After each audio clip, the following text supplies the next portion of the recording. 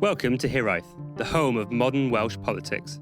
We are recording on a day where hugely significant and worrying news has been released, and we're not just talking about the news that Aaron Ramsay might sign for Rangers. Sue Gray's report has been released, and the findings are damning. Joining me this evening is Richard Mine. Hello, Rich. Hello, Matt. And Kerry Davis. Hello, Kerry. Evening, both. Evening. You've been following this Sue Gray release pretty closely all day, Matt, and I think you're probably best placed of all of us to run through what has she concluded and where are the gaping holes in the report that we should expect to hear about more in the future. So the report found failures of leadership and judgment in number 10. It also found that 12 of the 16 parties that were recorded in the report are being investigated by the Metropolitan Police. It's worth noting it's not the full report. Obviously, certain parts of that are being held back by Metropolitan Police whilst they do their investigation. PM came to the House to make a statement. So obviously, there was the typical calls for him to resign. I don't think he'll do that, but it's very interesting to see whether the findings of this update, as it is, not the full report, will see the threshold met for a vote in no confidence in Boris as Tory leader. Very much hostages to fortune recording this on a Monday when when anything can happen now. But so on the statement, the PM came to the House, made a statement. He apologised for the offence that occurred, but obviously that was very, very short-lived, and he started to go into complete fight-back rebuttal mode.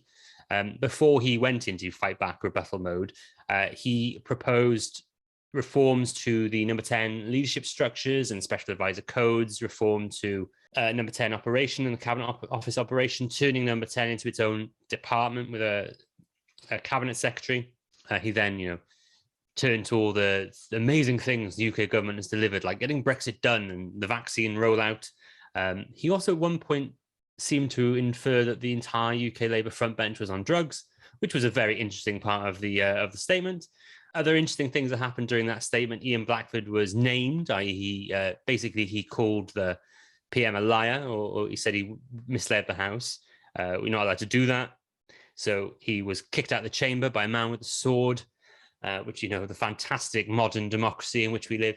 Keir Starmer was very good, I thought, in response to Boris. He basically made the whole House fall silent. I know it's very hard for me to say that usually, Rich, as you know, but he was very good, and the Tory benches were listening to him. Boris, threw some sort of Jimmy Savile jab at Keir in response, and a lot of Conservative backbenchers and very, very senior backbenchers, including former Prime Minister Theresa May, were asking very hard questions of the Prime Minister. A number of Tory backbenchers asked one of the backbenchers asked Boris Johnson if he was a fool for, not meeting friends and family during a time of bereavement. Caroline Lucas asked that the ministerial code be reformed to ensure that the ultimate arbiter of that code is not the Prime Minister themselves. It makes sense, really, because that's the current situation. But yeah, I think that the broad takeaway is that he's still under a huge amount of pressure. The sheer amount of Tory backbench MPs who were not supportive of him would make, I think, his office a little worried. There were a number of Tory MPs who were giving him the nice, easy, look at what we've done during your time as Prime Minister questions. But after a while, after about an hour or so of the statement, there was just no Tory backbenchers willing to stand up and support him. It was all opposition MPs just constantly asking him to resign, asking for specific details of each party. But yeah, I'd say it's very worrying. And I don't think that he'll necessarily feel like he will need to go. I think he won't resign. But I think very much a question now of whether this very disappointing performance by Boris Johnson in the House will lead to enough Tory backbenchers putting in letters of no confidence in him, which would trigger a vote in his leadership. The really horrible thing about this whole situation is that everybody knows the reality on the ground. Instinctively, not just everybody in the UK Parliament, but anyone who's following this story knows that Boris Johnson and number 10 more generally were quite obviously not following the same rules as the rest of England, and transpose that onto the wider United Kingdom for the sake of argument. I think we can move past the point at which that's even remotely in doubt. So this is clearly not a question of right and wrong, because we all know that he was in the wrong. And the deal, as many commentators have been saying for forever, that the Conservative Party has transacted with Boris Johnson is, we'll put up with all of your stuff, all of your rule breaking, all of your frankly not being prepared, all of your impulsiveness, if you keep on winning. And it's always been suggested that the party's relationship with Boris Johnson will change as soon as he is no longer a winner. And that kind of feels where we are right now, because, Conservatives are behind Labour in the polls, and, support for the Conservative Party is very clearly on the slide. But until such time as he has been proven to be not a winner, do you think that they will stay with him? Very interesting question, that, isn't it? And it's why I think that a lot of Conservative MPs are waiting for the result of the local government elections in May to see whether he is now toast electorally. Because, of course, if a vote of no confidence is triggered in him now prior to those elections, he'll be safe for 12 months. In a sort of weirdly perverse way, you could see why Boris actually might want a vote of no confidence in him sooner rather than later, when he thinks he could probably win, which would buy him another 12 months. I mean, he may then get absolutely hammered at the locals and be a sitting duck waiting to go for a period of time. But at least then he would, in his own mind, I suppose, have the opportunity to try and rebuild some of his legacy, or, well, not legacy, just the hope of hanging on. In the context of, as you mentioned earlier, Keir Starmer, I mean, I'm amazed to hear you praising Keir Starmer. Actually, I think that might be the first time that I've ever heard you do it. And it's almost like that his time has come as the boring legal straight man to Johnson's comic enterprises. It does provide at last the contrast, the point between them, that puts Starmer on the side of the vast, or a greater proportion of the public, or certainly the people who are completing the polls. If you were in the position of the Labour Party in the UK Parliament, do you think you would want Johnson to stay in office but not in power, or would you like him out and face somebody who could be better, a tougher opposition, or a weaker opposition, depending on who the Conservative Party chooses? A couple of points I want to make here, right? So Starmer, yes, very, very rare for me to compliment him, but you see from across the political spectrum now a feeling that he is just far superior and would make a better prime minister than Boris Johnson. I think you've got people like Alex Massey, who's the editor of The Spectator in Scotland and a Times and Sunday Times journalist, saying he looks prime ministerial. Not, I imagine, someone who is usually a supporter of Keir Starmer, albeit for probably slightly different reasons to me. On the question of whether you want Boris to stay, look at it from a Labour perspective. He's very unpopular at the moment. If you go into an election with him as the Tory leader, it's very possible that the Tory party get a kicking. But also on the same issue of electability, this is the guy that 2 years ago won seats in places the Tories never thought they'd ever win. So he does have a proven track record of being an election winner. There's nothing to say that he wouldn't go into May, be a fantastic campaigner during that period of time, and keep seats they should otherwise lose. One thing that's been put to me a lot in the last few weeks when this has all been going on, relating to whether Boris should stay in power as a lame duck prime minister or whether Labour should be trying to get rid of him, is that what the attitude of Johnson and the way he treats democracy, the way he treats Parliament and the nature of government and accountability erodes our norms so much that he does damage to the very foundations of the system by remaining in place. And that in of itself makes it much harder for Labour to ever govern when he's gone. So personally, I think if you're Labour, you want him gone, because the damage he does to the norms of our society and our democracy, but also just in case he manages to turn it on during an election and win seats that the Tories shouldn't win. I think they want him gone. They've taken a gamble in their head that they think that whoever follows Boris will inherit the same economic problems that Boris has, will still be tarred a little reputationally by everything that's happened during this, and won't have long enough to clear the deck and to rebuild the Conservative brand before the next election.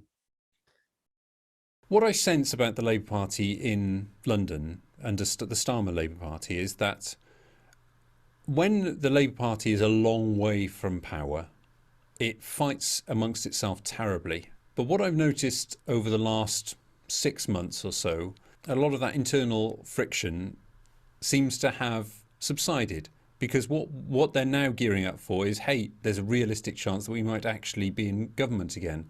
So let's brush those under the carpet and turn all our fire across the chamber. And do you think that's being effective? I mean, it's all very well Boris and maybe his successors, but particularly Boris at the moment, him being an electoral drag on the Conservatives is a new thing. It's a new phenomenon. But do we know that the Starmer project is necessarily attracting wavering voters, maybe the voters that voted for Boris in 2019, to the Labour Party? That's the question that I'm kind of curious about.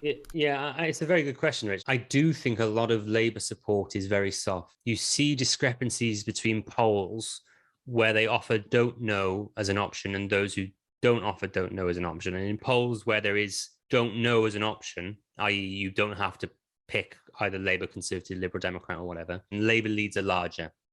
So there's a lot of people who would otherwise vote Conservative putting don't know. But in polls where there isn't a don't know option, i.e. and therefore you have to pick Labour, Conservative, Lib Dem, etc., the Labour leads are much smaller, which leads me to believe that when push comes to shove, I do think a lot of people who voted Tory last time or who historically voted Tory, albeit very annoyed at Boris now, would still vote Tory.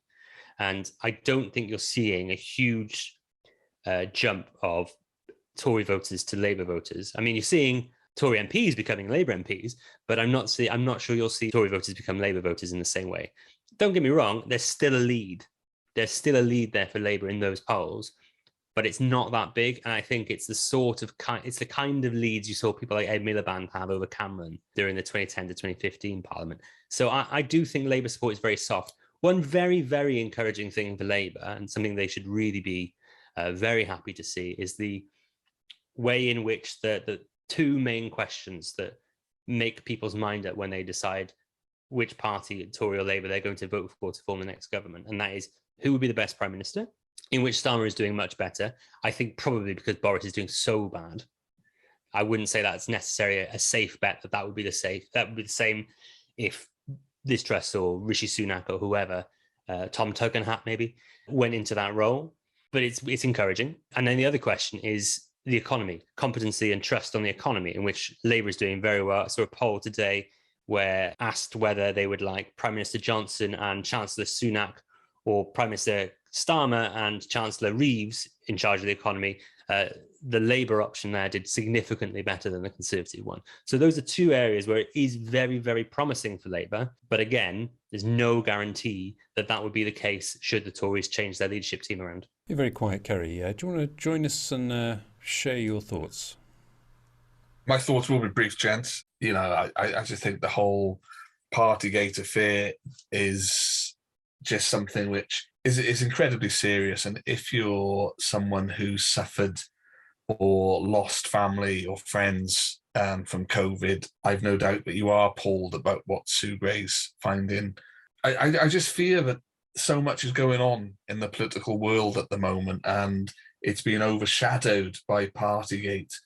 We're probably the closest Europe has been to war at the moment with what's going on in Ukraine, and that's just not getting a look in due to drinks in Downing Street during COVID. And then you've got a national insurance rise in April, which it is in the media, but it's nowhere near where it should be, because in terms of what my politics is interested in, how things are going to hit people in the pocket and people who are really going to get hit by the national insurance rise, it's just not featuring at the moment. It's just not one of the sticks which I think those who oppose the Conservatives should be beating them with, because I really think in April that is going to be, quite a hit for a lot of people in this country. And those are the things I think we need to be looking at a little bit more.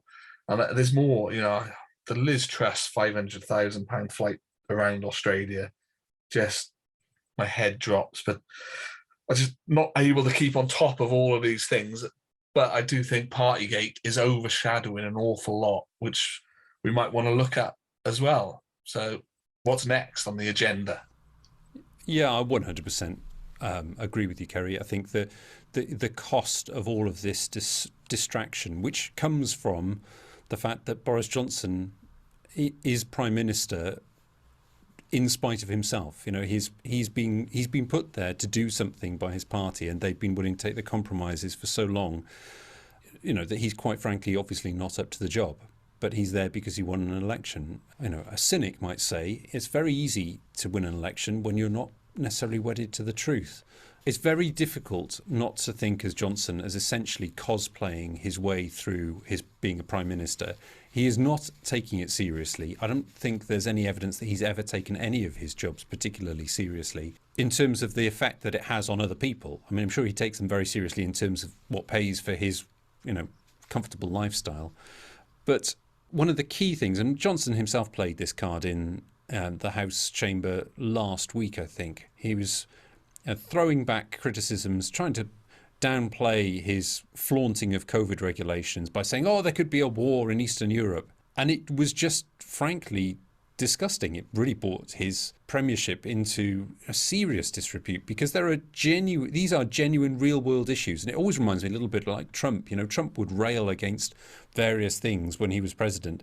But as the moment something actually real happened, he crumbled because he couldn't deal with it. You can't deal with reality. And the idea that Boris Johnson is going to lead, a Western NATO defence of democracy and civil rights against an armed military incursion by an authoritarian Russia.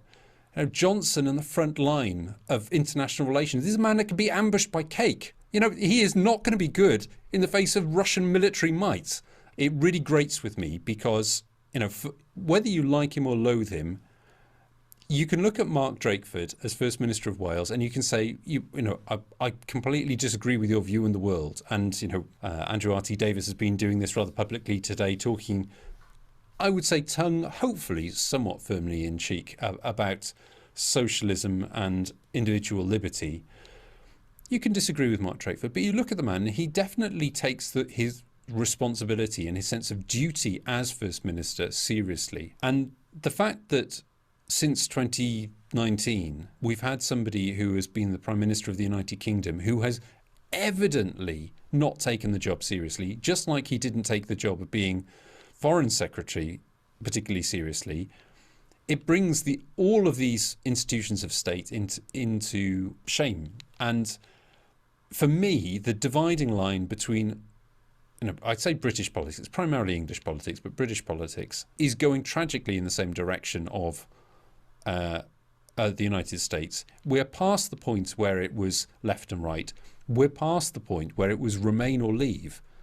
We're now at the point where the dividing line in politics is, do you feel a sense of shame or do you not? And if you don't feel a sense of shame, quite frankly, as the last few years have proven, you can get right to the top. If you're a Conservative MP, and we all know quite a number of the Conservative MPs, certainly the ones from Wales, some of them are really clever, astute, earnest, hard-working people. You can disagree, and I'm sure many of our listeners do, you can disagree with the core roots of conservatism. But to see people like that kind of now feeling obliged through a sense of party loyalty or could be ambition, various other things, has been known before, that someone might sacrifice their sense of morality to further their own ambition. But to see good people kind of come into the gravitational pull of this shameless pit at the centre, which everybody knows has no moral foundations whatsoever, is just disappointing for me. I think I'm sufficiently old enough to remember the 1990s. This is giving me big 1990s vibes. I remember the back me or sack me John Major stuff. Just about. I was, to quote Roger Scully, I was a very unusual child. I remember watching all that stuff, and this is that same thing again. There is a stench of corruption and a stench of sleaze around the United Kingdom government and the Conservative Party in Parliament right now.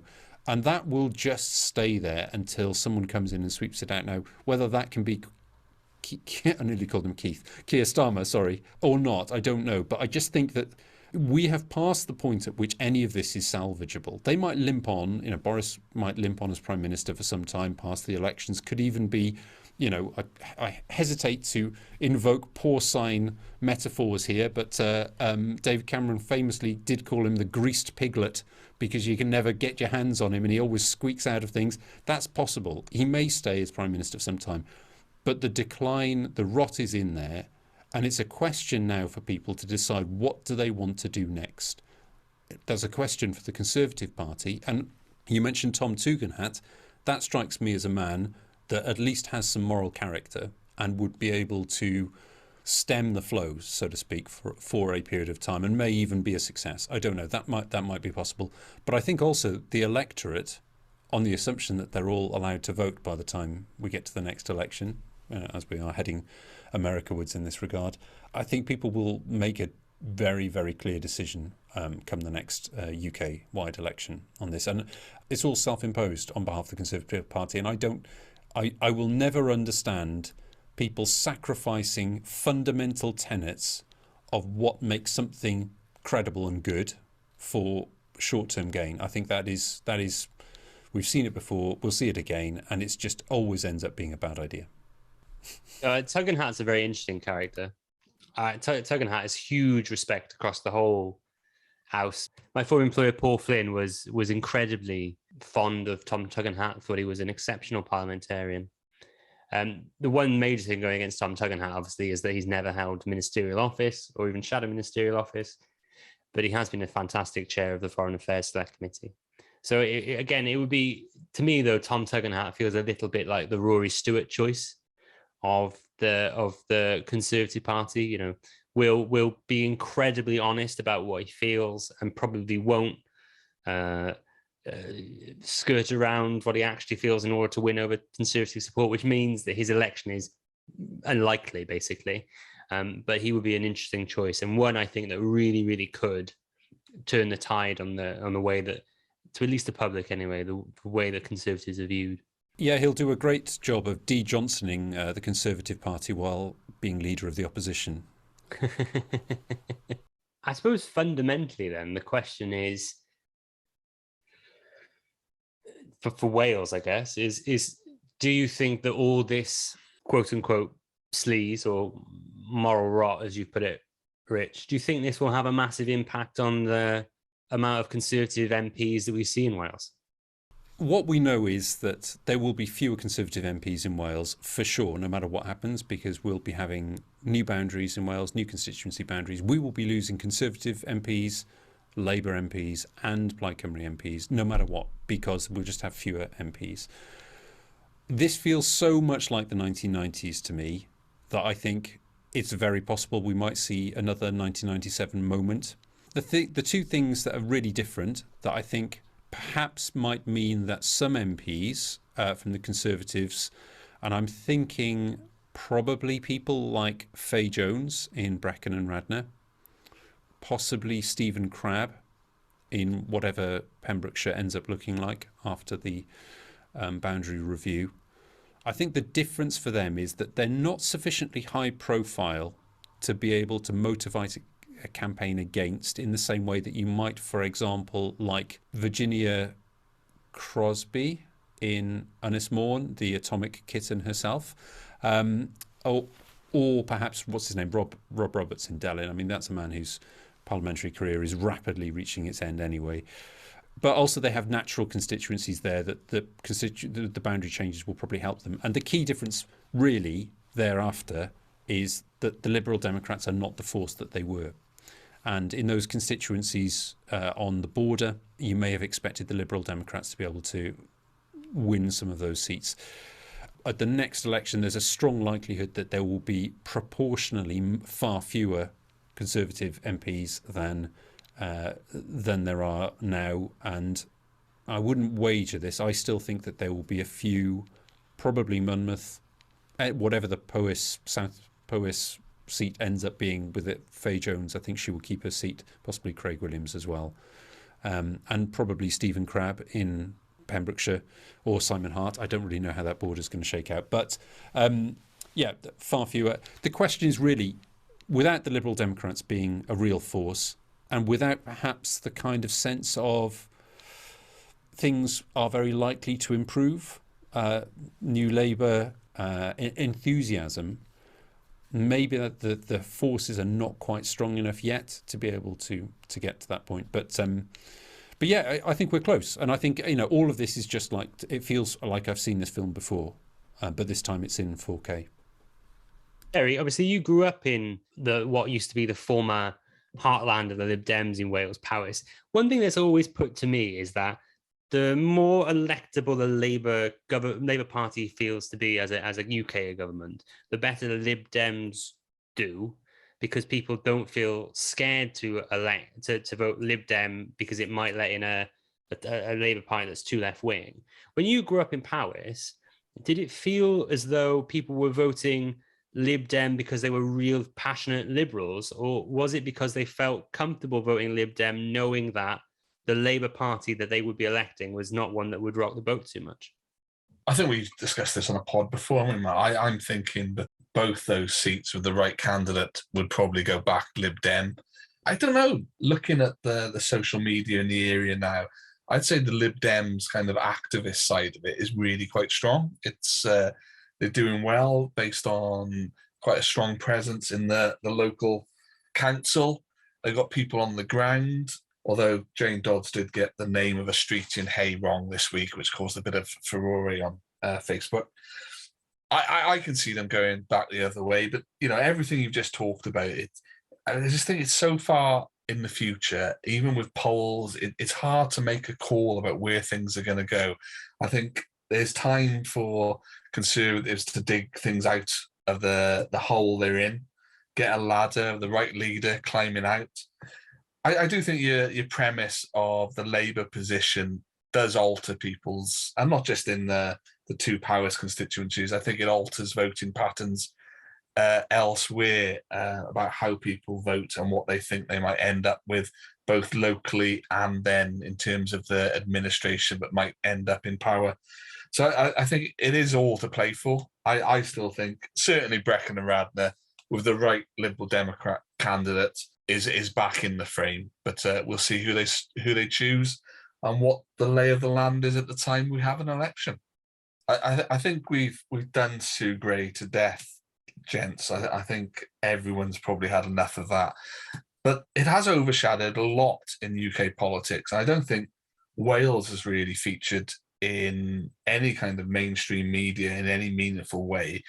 There must be things going on in the Senedd, Matt, which just has slipped under the radar. Anything you want to bring to our attention? Well, it's interesting, Kerry, because you're right. Everything seems to have been hidden behind this Sue Gray cloak, really. Welsh issues haven't really been busting through into the news. I know you talked a little bit about the cost of living crisis, etc., not getting an airing properly in UK politics. But there's one thing that's really, really been at the forefront of a lot of Senedd question sessions is what the Welsh government can do to alleviate the cost of living crisis. You actually see a lot of Welsh government ministers now taking steps to write to the UK government to try and alleviate some of the pressures, especially on energy bills. It's obviously no surprise to anyone who knows which party is in power in Cardiff Bay that they're also really quite perturbed about things like the cost, the cut to universal credit and the impact that's having on the cost of living. So I'd say that the major focus in the last few weeks in Wales has been on the economy. Obviously, you've got the draft budget going through the Senedd at the moment, and that's set to be debated. I think it's next week. So I think that the old adage, "It's the economy, stupid," has really, really been at the forefront of debates in Wales. But you are right; it has felt quiet. And I think that's because all the political oxygen has been sucked out by the Sue Gray report, like we've done today, and like other news sources and podcasts in Wales have done as well. It's just because it is the dominant issue of our politics at the moment, because it is kind of fundamental to whether the Prime Minister of the UK, who, whether you like it or not, is the most important or highest elected figure in UK politics. It determines whether he stays in his job or not. So you see why people are focused on it, but it's going to continue that way until this issue is solved at Westminster level, sadly. Have we had peak Sue Gray? We've had peak Omicron. Have we had peak Sue Gray? What do you reckon, Matt? I think we've had peak Sue Gray until there's an update, or until something happens. So if this update, and it's like I said, we are hostage to fortune, recording and not releasing straight away, is that, and if something happens now and there's a huge confidence vote in Johnson, then no, we haven't had peak Sue Gray. If we have to wait until the update to the update to finally push him over the figure for letters to the 1922 committee, no, we haven't reached peak Sue Gray. But if this is the end of it and nothing more comes and the Conservative Party fall behind him, then yeah, probably we have seen peak Sue Gray.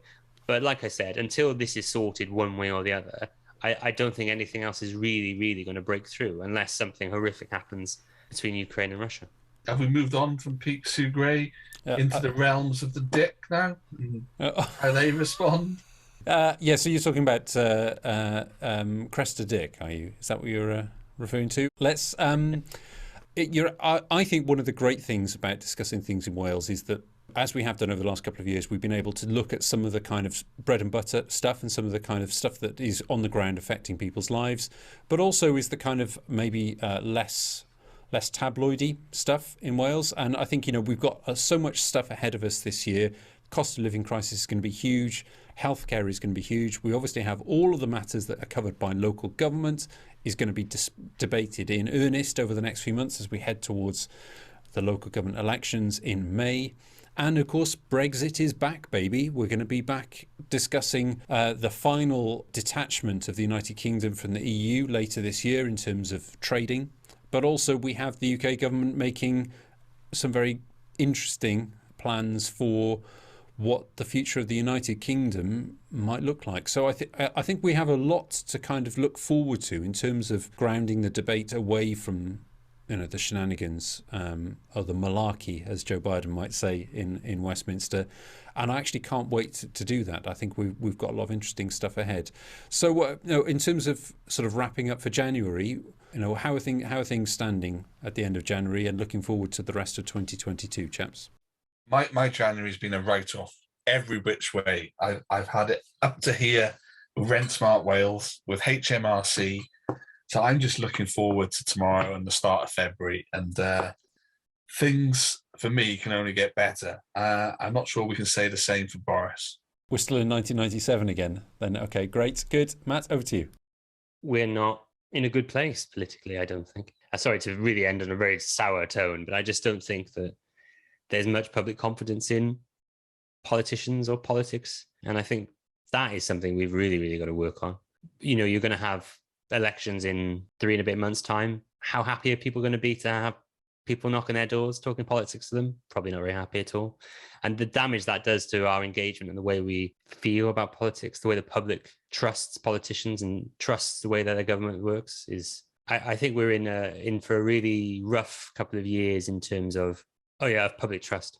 Just in public trust terms, I think it's going to be horrible. I don't think that trust is coming back, Matt. I think our current institutions and the way we do politics, something you've heard me bemoan over the last few years, I think it's gone. I don't think it can be rebuilt unless you completely change that structure.